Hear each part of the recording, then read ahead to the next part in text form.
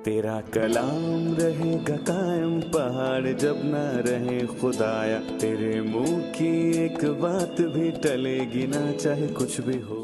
अतलिया बादशाह की नस्ल को कत्ल करना चाहती थी। हमें इसमें क्या नजर आता है? सरदारों और हाकिमों ने युआस को अतलिया के हाथों बाकी शाही खानदान समेत कत्ल होने से किस तरह बचाया? क्या युआस सल्तनत की जिम्मेदारी लेने के लिए बहुत छोटा नहीं था? एक 7 साल लड़का सल्तनत के मामले कैसे संभाल सकता है?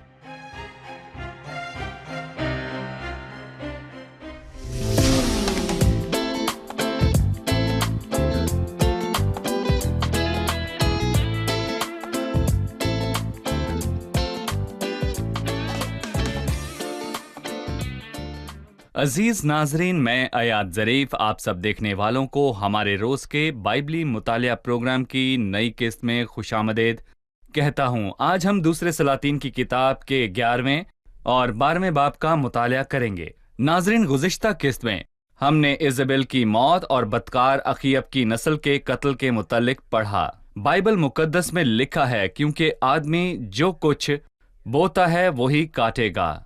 और आज हम एक और कातिल सिफ्त किरदार के मुतल्लिक बात करेंगे, अतलिया, जिसने सारे शाही खानदान को कत्ल करने की कोशिश की, लेकिन इनमें से एक जिंदा बच जाएगा जो युआस है, और युआस यहूदा का बादशाह होगा। लेकिन प्रोग्राम के आगाज में मैं खुदा के खादमीन को खुशामदीद कहूंगा। डॉक्टर मेदात खुशामदीद। बहुत शुक्रिया। डॉक्टर एहसाम खुशामदीद। बहुत शुक्रिया भाई। साथ ही मैं स्टूडियो में आए दीगर मेहमानों को भी खुशामदीद कहूंगा। डॉक्टर मेहदाद, मैं सबसे पहले 11वें बाब की चंद आयात पढ़ना चाहूंगा, उसके बाद मैं आपसे सवाल पूछूंगा। जब अक्सिया की मां अतलिया ने देखा कि उसका बेटा मर गया, तब उसने उठकर बादशाह की सारी नस्ल को नाबूद किया। पर योराम बादशाह की बेटी यहूसबा ने, जो अक्सिया की बहन थी, अक्सिया के बेटे युआस को लिया और उसे उन शहजादों से चुपके से जुदा किया और उसे उसकी दाई समेत कमरे में छुपा दिया, और उन्होंने उसे अतलिया से छुपाए रखा। वो मारा ना गया और वो उसके साथ खुदावंद के घर में 6 बरस तक छुपा रहा, और अतलिया मुल्क में सल्तनत करती रही। और 7वें बरस में यहूयदा ने कारियों और पहरे वालों के 100 के सरदारों को बुला भेजा और उनको खुदावंद के घर में अपने पास लाकर उनसे अहदो पैमान किया, और खुदावंद के घर में उनको कसम खलाई और बादशाह के बेटे को उनको दिखाया। और उसने उनको यह हुक्म दिया कि तुम ये काम ना करना, कि तुम जो सब्बत को यहां आते हो, सो तुम में से 1/3 आदमी बादशाह के कसर के पहरे में रहें, और 1/3 सूरनाम फाटक पर रहें, और 1/3 उस फाटक पर हों जो पहरे वालों के पीछे है। यूं तो महल की निगरानी करना और लोगों को रोके रहना। और तुम्हारे 2 जत्थे, यानी जो सब सब्बत के दिन बाहर निकलते हैं, वो बादशाह के आसपास होकर खुदा उनके घर की निगहबानी करें। और तुम अपने अपने हथियार हाथ में लिए हुए बादशाह को चारों तरफ से घेरे रहना, और जो कोई सफों के अंदर चला आए वो कत्ल कर दिया जाए। और तुम बादशाह के बाहर जाते और अंदर आते वक्त उसके साथ साथ रहना। चुनाचा 100 के सरदारों ने, जैसा यहूयदा काहिन ने उनको हुक्म दिया था, वैसा ही सब कुछ किया। और उनमें से हर एक ने अपने आदमियों को, जिनकी सब्बत के दिन अंदर आने की बारी थी, मां उन लोगों के जिनकी सब्बत के दिन बाहर निकलने की बारी थी, लिया और यहूयदा काहिन के पास आए। और काहिन ने दाऊद बादशाह की बर्चियां और सिपरें जो खुदा उनके घर में थीं 100 के सरदारों को दीं। और पहरे वाले अपने अपने हथियार हाथ में लिए हुए हैकल के दाहिने पहलू से लेकर बाएं पहलू तक मज़बा और हैकल के बराबर बराबर बादशाह के गिरदा गिर्द खड़े हो गए। फिर उसने शहजादे को बाहर लाकर उस पर ताज रखा और शहादत नामा उसे दिया, और उन्होंने उसे बादशाह बनाया और उसे मसा किया, और उन्होंने तालियां बजाई और कहा, बादशाह जीता रहे। मैं चाहता हूं कि आप हमें इस वाक़े के मुताल्लिक बताएं। दरअसल जैसा कि आपने कहा, इज़ाबेल के अलावा वो एक कातिल सिफ्त औरत जो कि अलीतिया है, और अलीतिया अक्सिया की माँ है। वो सिर्फ अक्सिया की माँ ही नहीं बल्कि अखीयब और इज़ाबेल की बेटी थी। और अतलिया अक्सिया की माँ है। वो सिर्फ अक्सिया की माँ ही नहीं थी बल्कि इज़ाबेल की बेटी भी थी। भाई अयाद, तसव्वुर करें, जब इसे अपने बेटे की मौत का इल्म उसे हुआ, गमगीन होना चाहिए। उसे गमगीन होकर हर चीज के बारे में भूल जाना चाहिए, पर लगता है कि इसके पास दिल ही नहीं है। हमें इसका बर्ताव बहुत जारहाना नजर आता है। उसने बादशाह की सारी नस्ल को नाबूद किया اور ان کے بچوں کو مارا، سو اس نے ان سب کو قتل کیا، اور اس کے دماغ میں صرف یہی خیال تھا کہ کس طرح وہ تخت حاصل کرے، ملکہ بن جائے۔ اس کے کردار سے ہم دیکھتے ہیں کہ گناہ انسان کے دل میں کس قدر سخت کر دیتا ہے۔ ایک عام انسان کے جذبات بھی ختم ہو جاتے ہیں اور انسان بالکل اندھا ہو جاتا ہے۔ اس کے ذہن میں بس وہ وقت موجود ہوتا ہے جس میں وہ رہ رہا ہے، اور وہ اس کا دھیان اپنی فانی خواہشات پر لگا رہتا ہے، کیونکہ اس کو سب سے پہلے یہ احساس ہونا چاہیے کہ وہ اپنے بیٹے اور باقی بدکار بادشاہوں کی طرح کیسے جنہیں ایک ہی لمحے میں تباہ ہو سکتی ہے۔ اور ہم نے سیکھا کہ ابلیس جانتا ہے کہ ہم نجات یہودیوں میں سے ہے اور ان لوگوں میں سے ممکنہ نجات دہندہ آنے والا ہے۔ فرعون کے دنوں میں فرعون نے حکم دیا کہ 2 سال سے کم عمر کے بچوں کو قتل کر دیا آپ کہنا چاہتے ہیں کہ خداوند یسوع مسیح وہ نجات دہندہ ہے جو یہودیوں میں سے ہے؟ بالکل، وہ داؤد کی نسل سے ہوگا۔ وہ اس نسل سے ہوگا۔ ابلیس جانتا تھا کہ یہ نسل خداوند کی آمد کا ذریعہ ہے۔ ابلیس کی کوشش تھی کہ اس نسل کو ختم کر دیا جائے۔ اس نے تاریخ میں بہت مرتبہ یہ کوشش کی۔ فرعون نے بھی اس کوشش کو ثابت کیا۔ اس نے اسرائیلیوں کے سب بچوں کو مارنے کی کوشش کی، لیکن خداوند کی قدرت اس قابل تھی کہ نہ صرف وہ موسیٰ زندہ رہا بلکہ اسی کے گھر میں اس نے اپنی پرورش پائی، اور بعد میں اس نے مصر سے اپنے لوگوں کو نکالنے کے لیے اس کا استعمال کیا۔ آستر کی کتاب نے ہم ہامون نامی آدمی کی سب یہودیوں کو قتل کرنے کی بڑی سازش کے متعلق دیکھتے ہیں۔ اس سازش کے لیے اچھی منصوبہ بندی کی گئی تھی اور اس کی تکمیل بھی ہونے والی تھی، لیکن خدا نے اپنے اختیار کا استعمال کر کے ان کی برائی انہی پر لٹا دی، اور قتل کا دن ان لوگوں کے لیے جشن کا بن گیا تھا۔ یہی چیز ہم یہاں بھی دیکھتے ہیں۔ جب عطلیہ نے بادشاہ کی ساری نسل کو قتل کرنے کی کوشش کی، وہ شیطان کے ہاتھوں استعمال ہو رہی تھی تاکہ داؤد کی نسل کو روکا جائے اور یوں نجات دہندہ خداوند یسوع مسیح کی آمد ہو جائے۔ لیکن خدا اپنے اختیار کی بدولت سب چیزوں پر اور شریروں کی شرارت پر بھی قابض ہے۔ وہ کہتا ہے، ہاں تم ایک حد میں رہ کر جو چاہو کر سکتے ہو، لیکن ایک حد کو پار نہیں کر سکتے۔ اور آپ دیکھیں، وہ اس وقت وہاں موجود تھی اور خدا نے اپنے وہاں ہونے کا اس کو نشان دیا۔ خدا نے اس کی آنکھیں کھولی۔ جی، خدا نے اس کی آنکھیں کھولی، اور اس نے یواس کو جب وہ بہت چھوٹا تھا تو اس کو بچا کر وہاں پر چھپا دیا۔ اس نے 7 سال انتظار کیا اور اس نے یوید نامی ایک دیندار آدمی کو بچایا جو کاہن تھا اور خداوند کو بہت پیار کرنے والا تھا، اور خداوند نے اسے اپنی مرضی پوری کرنے کے لیے استعمال ڈاکٹر کیا۔ احسام، میں یہویدا کے متعلق پوچھنا چاہتا ہوں، خدا نے کیسے اس شخص کو اور باقی سرداروں کو شاہی نسل میں سے اس بادشاہ کو بچانے کے لیے استعمال کیا تاکہ وہ بادشاہ بنے؟ ہمیں اس کے متعلق بتائیے۔ اگر شیطان نے اس نسل کو ختم کرنے کی کوشش کی جس میں سے یسوع مسیح نے آنا ہے، تو کیا خدا اسے محفوظ رکھنے کے قابل نہیں ہے؟ کیا خدا اس قابل نہیں ہے کہ اس نسل میں سے کسی کو علیحدہ رکھ چھوڑے؟ اور مجھے ایسا لگتا ہے کہ ایسا ہی ہوا، کیونکہ جب ہم یہواس کی پھپھو کے بارے میں پڑھتے ہیں اور اس کے شوہر یہویدا کاہن کے متعلق جو کہ عزت دار آدمی تھا، اس نے اسے چھپا دیا، ایک چھوٹے بچے کو چھپا دیا، اور تھوڑا بڑا ہونے کے بعد کیا وہ باہر کھیلنے نہیں جاتا ہوگا؟ اور کیا لوگ اسے دیکھ کر یہ دریافت نہیں کرتے ہوں گے کہ وہ کون ہے؟ یہ مشکل ہے، خاص کر کے تب جب آپ کو معلوم نہ ہو کہ اسے کہاں چھپایا گیا۔ اور ظاہر ہے کہ اس آدمی کی جگہ خداوند کا گھر تھا، یہ واضح ہے، لیکن بائبل عین وہ جگہ نہیں بتاتی جہاں اسے چھپایا گیا، لیکن پھر بھی یہ بہت ہی مشکل تھا۔ لیکن ظاہر ہے کہ خداوند نے یہ سب حل کرنے کے لیے یہویدا کو حکمت بخشی تھی، اور جب اس بچے کے بادشاہ بننے کا صحیح وقت آیا تو وہی یہویدا جس نے اسے چھپانے کی ترکیب دی تھی، بغیر کسی بگاڑ کے اب اس کی بادشاہی کی منصوبہ بندی کرتا ہے، اور وہ جانتا تھا کہ اختیار کس کے پاس ہے۔ سو اس نے کاریوں اور پہرے والوں کے 100 کے سرداروں کو بلاوا بھیجا اور ان کو خداوند کے نام کی قسم کھلائی اور ان سے عہد و پیمان کیا، اور وہ خوش تھے کیونکہ عطلیہ کی حکومت کا دور ان کے لیے مشکل تھا، کیونکہ اس کا جارحانہ رویہ تھا، اور ایزابل اور عطلیہ کے لیے کون خوش تھا؟ کوئی ایماندار نہیں، اور کوئی ایسا نہیں جو سادہ زندگی بسر کرے۔ سو وہ خوش ہوئے کہ بادشاہی کرنے کے لیے ایک بادشاہ ہے جو چھپا ہوا تھا، تو وہ شہزادے کو لایا، اور یہ ان کے لیے جشن منانے کا دن تھا۔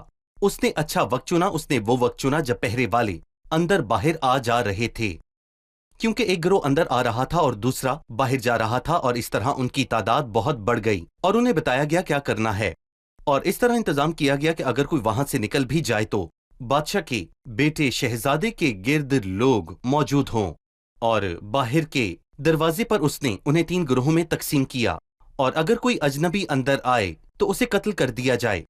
سو وہ شہزادے کو لائے، اس کے سر پر تاج رکھا اور ستونوں کے قریب کھڑا کیا تاکہ سب اسے دیکھ سکیں، اور یہ سب خدا کے گھر میں ہوا۔ انہوں نے بلند آواز میں کہا کہ بادشاہ جیتا رہے۔ اس نے اسے چھپایا، یہ خدا کی طرف سے حکمت تھی۔ خداوند نے یہویدا کو چنا، اور وہ جو سب خبر رکھنے والی تھی عطلیہ، اسے کچھ خبر نہیں، اسے کچھ خبر نہیں تھی۔ وہ فخر سے محل میں بیٹھی ہوئی تھی۔ وہ ہیکل گئی اور بادشاہ کو دیکھ کے چلائی، غدار۔ پھر ہم باقی کہانی کو جانیں گے کہ بدکار عطلیہ کے ساتھ کیا ہوا۔ صحیح، ابھی وقت ہوا ہے کہ ہم ایک چھوٹا سا وقفہ لیں۔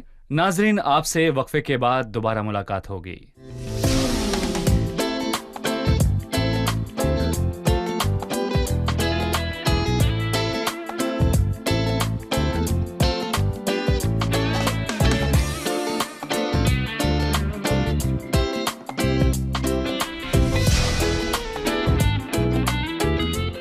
خوش آمدید، آئیے چلتے ہیں مہمانوں کی طرف اور جانتے ہیں ان کا سوال پوچھیے۔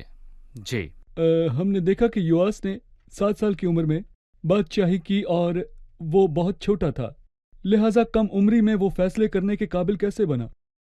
کیا 7 سال ایک بادشاہ بننے اور اہم فیصلے کرنے کے لیے مناسب عمر ہے؟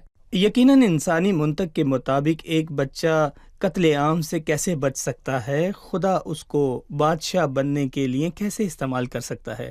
وہ سلطنت کیسے کر سکتا ہے جبکہ وہ صرف 7 سال کا ہے؟ لیکن خدا اپنے کاموں میں الہی قدرت استعمال کرتا ہے، جیسا کہ ہم نے ڈاکٹر آسام سے سنا۔ اس ساری بدکاری کے دوران یوید موجود تھا جو دیندار کاہن تھا، لیکن خداوند اسے اپنی مرضی کے مطابق استعمال کرنے کے لیے تیار کر رہا تھا، اور جیسا کہ ہم نے دیکھا کہ اس نے کیسے حکمت سے اس لڑکے کو بادشاہ کے تک پہنچایا، اور یہ حکمت اسے محنت یا عقل مندی سے نہیں بلکہ خداوند کی طرف سے حاصل ہوئی۔ جب خداوند اپنے مقصد کو پورا کرنا چاہتا تھا وہ ساری حکمت اور صلاحیت عطا کرتا ہے، اور ہم نے دیکھا کہ بدکار عطلیہ نے اپنی تمام بدکاری سمیت اس جال میں گر پڑی۔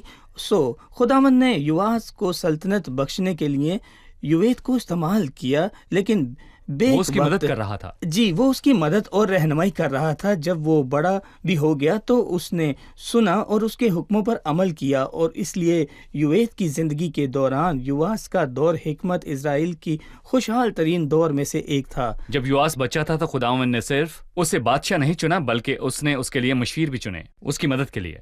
ڈاکٹر احسان، میں چاہتا ہوں کہ آپ عطلیہ کی کہانی کو جاری رکھیں۔ اس کا رد عمل کیا تھا، اور جب اسے یہ لگتا تھا کہ بادشاہ کی ساری نسل ختم ہو گئی ہے تو اسے یواس کے بادشاہ بننے کے بارے میں کیسے پتا چلا؟ جی بالکل، جب وہ محل میں تھی تو اس نے شور سنا اور وہ دیکھنے کے لیے باہر گئی۔ وہاں دعوت نہیں دی گئی تھی، سو وہ ہیکل میں گئی کیونکہ اس نے لوگوں کا شور سنا۔ وہ ہیکل میں گئی اور خوفناک منظر کو دیکھ کر دنگ رہ گئی، اور وہ بہت ہی حیران تھی۔ اور بائبل ہمیں چند تاثرات کے بارے میں بتاتی ہے جس سے ظاہر ہوتا ہے کہ وہاں جشن ہو رہا تھا، کیونکہ شرارت کا جوا بھاری ہوتا ہے۔ اور لکھا ہے وہ ان لوگوں کے پاس خداوند کی ہیکل میں گئی، اور بادشاہ دستور کے مطابق ستون کے پاس کھڑا ہے، اور اس کے پاس ہی سردار اور نرسنگے ہیں، اور مملکت کے سب لوگ خوش ہیں اور نرسنگے پھونک رہے ہیں۔ تو معاملہ یہ ہے کہ یہویدا نے کوئی سیاست نہیں کی، کیونکہ سب لوگ وہاں موجود تھے اور اس بادشاہ سے خوش تھے اور اس شریر عورت کو رد کر رہے تھے۔ تب وہ چلائے کہ یہویدا غدار ہے، اور یہویدا نے انہیں اسے باہر لے جانے کا حکم دیا کہ وہ خداوند کے گھر میں قتل نہ کی جائے۔ سو وہ جانتے تھے اور وہ اسے باہر لے گئے اور قتل کیا۔ اور پھر در حقیقت یہ سب چیزیں خوبصورتی سے منظم تھیں، اور ان سب سالوں میں خداوند سے دور رہ کر کیسے وہ لوگ خداوند کے پاس لوٹے۔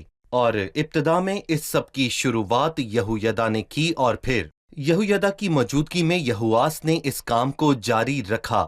اور پھر یہاں بائبل بتاتی ہے کہ پہلے انہوں نے عہد باندھا، اور بادشاہ اور لوگوں کے درمیان اس عہد کا خاص مقصد تھا۔ انہوں نے عہد کیوں باندھا؟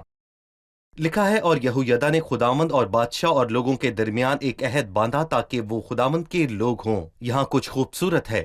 اب سے ہم خداوند کے پاس واپس آئیں گے، اب سے پرانی تاریخ چلی گئی، ہم خداوند کے پاس واپس لوٹ آئیں گے۔ اور پھر انہوں نے علمی اقدام شروع کیے، اور یہ نہیں لکھا کہ یہویدا نے یا یہواس نے یہ کیا، یہ نہیں لکھا۔ اور مملکت کے سب لوگ بال کے مندر میں گئے اور لوگ اس میں شامل ہوئے، اور آپ دیکھیں کہ یہ کس قدر خوبصورت بیداری ہے۔ اور لوگوں نے بال کے مندر ڈھانے میں شرکت کی، انہوں نے اس کے مذبوں مورتوں کو بالکل چکناچور کیا اور بال کے پجاری کو مذبوں کے سامنے قتل کیا۔ اور پھر انہوں نے ہیکل کی دیکھ بھال کی، ہیکل کی دیکھ بھال، اور پھر چاہے وہ یہویدا کی وجہ سے ہو یا پھر اس بادشاہ کے سبب سے، خداوند نے انہیں قائم رکھا۔ اسے بچپن سے ہی خداوند کے گھر کی پرواہ تھی، اس سے ہیکل کی اور ہیکل میں لائی گئی چاندی کی بھی پرواہ تھی کہ ہیکل کی مرمت کیسے کی جائے۔ ڈاکٹر مہداد، ڈاکٹر احسام نے حوالہ دیا کہ یواس نے ہیکل کی مرمت کا کام شروع کیا۔ کیا آپ اس کے متعلق ہمیں کچھ بتانا چاہیں گے؟ یواس کے ایام میں چیزیں کیسی تھیں اور ہیکل کی دیکھ بھال کرتے کرتے ایک روحانی بیداری کیسے آئی؟ ہم جانتے ہیں کہ اسرائیل کا بادشاہ اور اسرائیل کی سلطنت جو کہ شمالی سلطنت تھی، اس کے 19ویں بادشاہ تھے، اور یہودا کی سلطنت کے 20۔ اور بلا شبہ اسرائیل کے تمام بادشاہ شریر اور بدکار تھے۔ جی بدکار تھے۔ ان 20 بادشاہوں میں سے 10 یہودا بادشاہ کے یہودا کے تھے۔ جی یہودا کے 10 بادشاہ اچھے تھے، اور 5 بادشاہوں کی حکومت کے دوران اصل بیداری آئی، ان میں سے ایک یواس ہے۔ در حقیقت دیندار یویت کے سبب سے یواس خداوند کے کلام اور اس کی ہیکل میں پھر سے جانے لگا اور ہیکل کا خیال رکھا۔ اور بھائی ایاد، کسی علاقے یا انسان کی زندگی میں تب تک انقلاب نہیں آتا جب تک وہ خداوند اور اس کے کلام اور اس کی ہیکل کی طرف نہ لوٹے۔ اس لیے یہ ایک شاندار بیداری کا آغاز ہے، اس کا لوگوں پر بہت بڑا اثر ہوتا ہے۔ اس لیے انہوں نے خداوند کے گھر کا خیال رکھا۔ بالکل، خداوند کا گھر ان چیزوں میں سے ہے جس کی فکر خدا کو ہے۔ خدا کے کلام کے وسیلہ سے خداوند کے پاس واپس آئیں اور اس کے احکام کے مطابق زندگی بسر کریں، پھر چاہے گروہ میں ہوں یا انفرادی زندگی میں انقلاب آ جائے گا۔ ہم ایک وقفے کے بعد اپنے مطالعے کو جاری رکھیں گے۔ ناظرین، ہم وقفے کے بعد دوبارہ حاضر ہوں گے، ہمارے ساتھ رہیے۔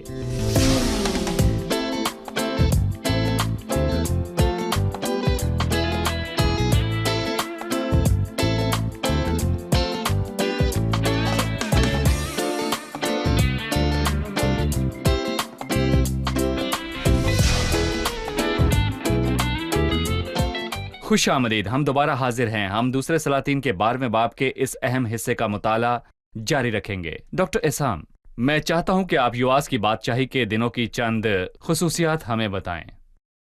دیکھیں بھائی، میں کہوں گا کہ یہواس کے ایام ماضی کے ایام سے بالکل مختلف ایام ہوں گے، کیونکہ اس سے پہلے کے ایام بدی سے پرے تھے، اور یہ شخص جسے خدا نے چنا ہے ضرور اس میں دیانتداری موجود ہوگی۔ اور یہ حقیقت ہے کہ یہواس کے ایام میں روحانی دلچسپی موجود تھی، لیکن یہودا کے سب دیانتدار بادشاہوں کے لیے یہ کہا گیا ہے کہ یہواس اس نے وہی کام کیا جو خداوند کی نگاہ میں ٹھیک تھا۔ اور یہواس کے متعلق کہی گئی پہلی چیز تھی کہ اس نے وہ کام کیا جو خدا کی نظر میں ٹھیک تھا، لیکن کچھ بادشاہوں کے لیے کچھ اور بھی کہا گیا جس کا ذکر یہاں نہیں کیا گیا۔ اور جو اس کے باپ دادا نے کیا تھا، اس نے ٹھیک اسی کے مطابق وہی کام کیا جو خداوند کی نظر میں بھلا تھا۔ اس کا موازنہ داؤد سے نہیں ہوا، اور واضح ہے کہ جو بیداری اس شخص کی زندگی میں آئی تھی وہ عظیم تھی، لیکن ادھوری تھی۔ اگر اس کا موازنہ پچھلی چیزوں سے لگایا جائے تو اس میں بہت تبدیلی ہے، لوگ اور ان کی زندگیوں میں تبدیلی ہے، لیکن اگر اس کا موازنہ داؤد اور یوسیہ سے کیا جائے تو وہ یوسیہ جیسا نہیں ہے اور نہ یرمیہ جیسا ہے۔ اور اس نے چند کام کیے جنہیں ہم نے دیکھا، مثلاً خدا کے گھر کی دیکھ بھال کرنا اور کاہنوں کی دیکھ بھال کرنا۔ لیکن یہ واضح ہے کہ عطلیہ کے دور میں بال کے کاہن غالب تھے، اور اس صورتحال میں خداوند کے کاہن نظر انداز ہوئے اور وہ غریب ہو گئے۔ خداوند کے نزدیک آنے کے لیے جو ایک کام اس نے کیا وہ یہ ہے کہ اس نے خداوند کے کاہنوں کی دیکھ بھال کی، اور اس نے دل سے ہیکل کی مرمت کی، اور اس نے ایمانداری سے اس چاندی کا حساب رکھا کہ وہ ہیکل میں کہاں خرچ ہوئی۔ یہ واضح ہے کہ اس نے ایمانداری کا اور کاہنوں کی ایمانداری کا خیال رکھا۔ یہ عظیم چیزوں میں سے ایک تھا، پر میں کہوں گا کہ کچھ چیزیں تھیں جنہیں میں عظیم نہیں کہہ سکتا کیونکہ وہ منفی تھیں۔ لکھا ہے، اور یواس اس تمام عرصہ میں جب تک یہویدا کاہن اس کی تعلیم اور تربیت کرتا رہا، وہی کام جو خداوند کی نظر میں ٹھیک تھا۔ وہ یہویدا سے جڑا ہوا تھا۔ جی بالکل صحیح، اور اسی لیے ہم پڑھتے ہیں کہ اس بات کو ادھوری بیداری میں دہرایا گیا، تو بھی اونچے مقاموں کو ڈھایا نہ گیا، اور لوگ ہنوز اونچے مقاموں پر قربانی کرتے اور بخور جلاتے، اور دوسرا اس نے ہیکل کی مرمت کی تھی، لیکن ہیکل کے اندر کی مرمت اس نے نہیں کی، اس نے راجوں، سنتراشوں کون سی چیز اور معماروں کے بارے میں بات کرنے کے بعد وہ 13ویں آیت میں کہتا ہے، لیکن جو نقدی خداوند کی ہیکل میں لائی جاتی تھی اس سے خداوند کی ہیکل کے ہم لیے ابھی چاندی 12ویں کے باب پر پیالے ہیں۔ یا گلگیر یا دیچکے یا نرسنگے یعنی سونے کے برتن یا چاندی کے برتن نہ بنیں گے۔ اور یہ بخور جلانے کے لیے اہم تھا، اور اس کا تعلق بخور سے ہے۔ قربانی چڑھائی جاتی تھی، پر اس کا بخور کہاں جلایا جاتا تھا؟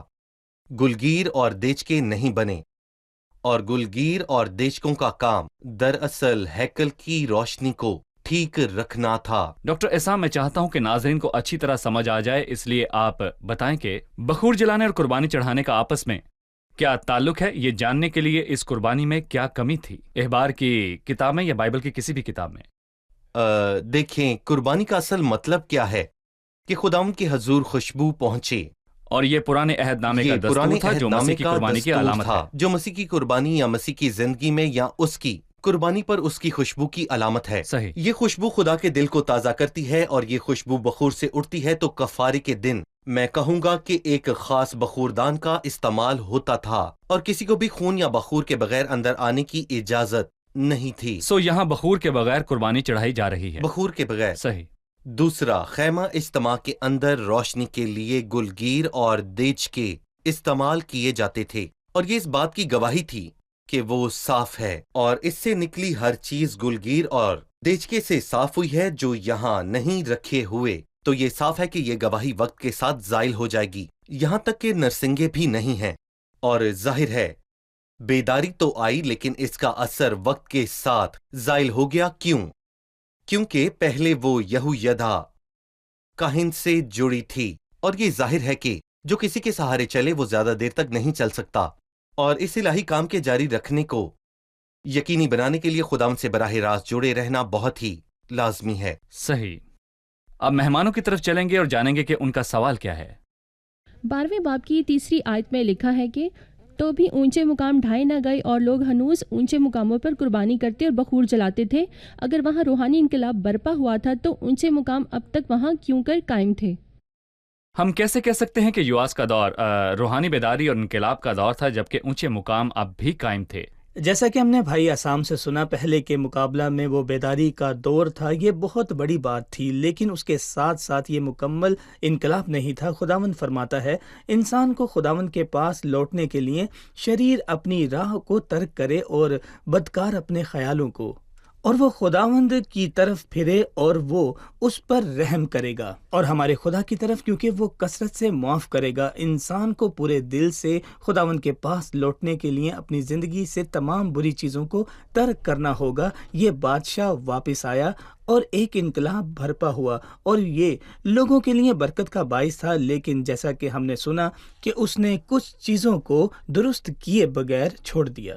غزل و غزلات میں سلیمان کہتا ہے ہمارے لیے لومڑیوں کو پکڑو، ان بچوں کو جو پاکستان خراب کرتے ہیں۔ اگر انسان کسی چیز کو معمولی سمجھے جو اس کے خیال میں غور کرنے کے لائق نہیں، اگر وہ یوں کرے جیسا کہ ہم خداوند کے گھر میں دیکھا کہ خداوند کی عبادت میں ہم چیزوں پر نظر انداز ہوتے ہیں تو چیزیں پھر سے بگڑ جائیں گی، اور ہم نے دیکھا کہ جب وہ خداوند کو بھول گیا اور اس پر حملہ ہوا تو اس نے رشوت پر انحصار کیا، اور دیکھیں موت کے بعد چیزیں بگڑ گئیں۔ اس لیے خداوند کے ساتھ اپنے رشتے میں معمولی گناہوں سے ہمیشہ آگاہ رہیں۔ جی صحیح، میں آپ کا شکریہ ادا کرتا ہوں۔ وقت ہے کہ ہم مہمانوں سے جانیں انہوں نے کیا سیکھا۔ ہم یہ جانتے ہیں کہ یواس بے شک چھوٹا تھا، اس نے 7 سال کی عمر میں بادشاہی کی، لہٰذا وہ سلطنت کا دھیان کیسے رکھ رہا تھا؟ یقیناً اس عمر میں ایک لڑکے کے لیے فیصلہ لینا مشکل ہے، لیکن وہ خداوند جس نے یواس کو مسح کیا اسی نے اس کی مدد کے لیے اس کو مشیر بھی فراہم کیے۔ اس وقت یواس کی زندگی میں سب سے اہم یہودا کاہن تھا، اور بے شک وہ سب کرتا تھا جو یہودا اسے کہتا تھا۔ صحیح، خدا آپ کو برکت دے۔ آپ سب کا بہت شکریہ، خدا کے خادمین کا بھی شکریہ۔ شکریہ، آپ کی موجودگی ہمارے لیے باعث بہت مسرت شکریہ۔ ہوئی۔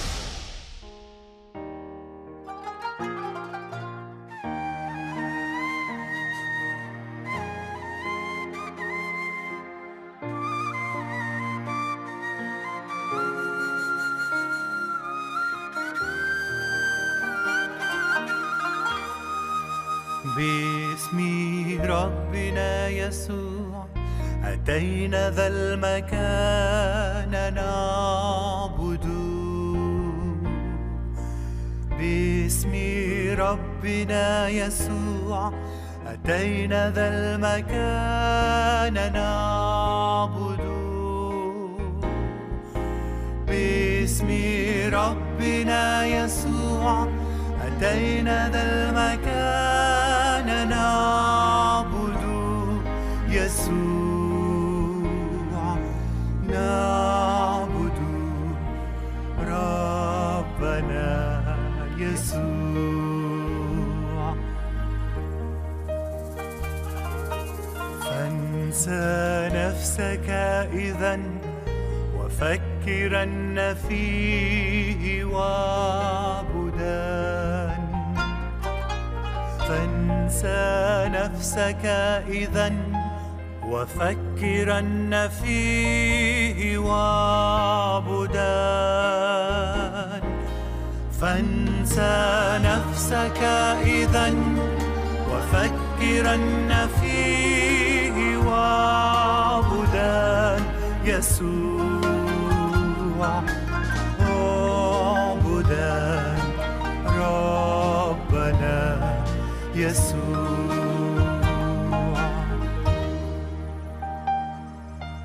هو بري كله وفيه قد غدوت كاملا.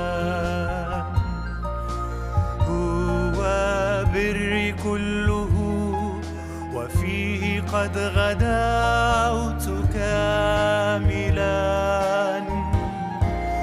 هو بري كله وفيه قد غدوت كاملا. كذا أعبد ربنا يسوع.